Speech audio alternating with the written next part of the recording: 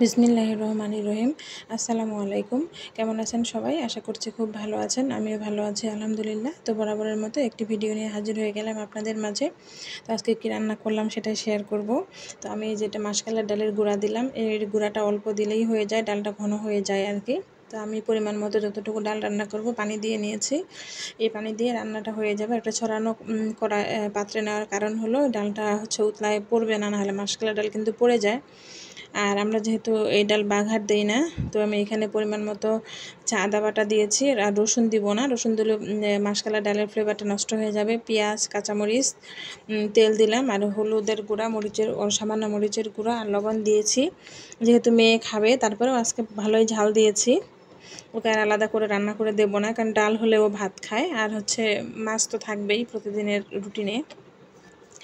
তো আমি এই যে ডালটা ভালো করে নেড়ে দিলাম, নেড়ে পাশের চুলায় দিয়ে দিয়েছি। এখন এই যে আমি এখানে মাছ ভুনা করব, তার জন্য মাছ ভেজে নিব। কড়াইটা খুব ভালো করে গরম করে নিয়েছি, যাতে করে মাছটা না লাগে।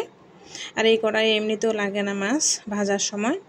তো আমি ভালো করে সরপুঁটি মাছটা ওদিকে ভাজতে দিয়ে ডালটা নেড়ে দিচ্ছি। এই ডালটা একটু পরপর নেড়ে দিতে হবে, নাহলে হয়তো উতলায় পড়ে যাবে, নাহলে তলায় লেগে যাবে, যেহেতু গুঁড়া করা।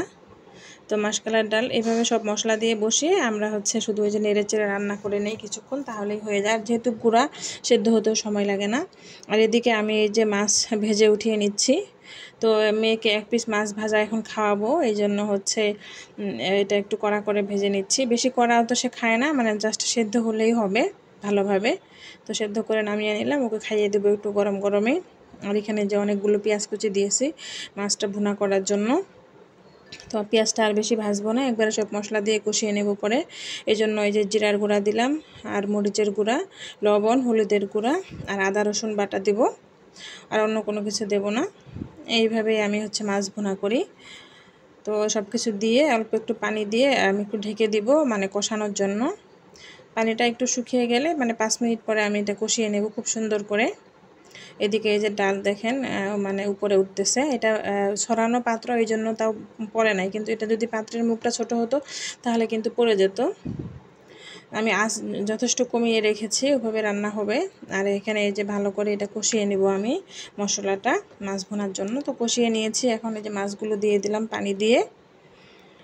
তো মাছগুলো ভালো করে ঝোলটা ফুটে গেলেই কিন্তু তরকারিটা রেডি হয়ে যাবে।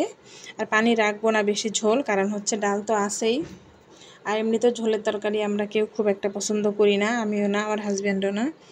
আর ডাল যেহেতু মাসকালার ডালটা, এই জন্য খাবো। মসুরের ডালটা খুব একটা ভালো লাগে না খাইতে, তারপরে ইদানিং মেয়ের জন্য খাই। তো যাই হোক, কথা বলতে বলতে রান্না হয়ে গেছে। ভালো থাকবেন সবাই।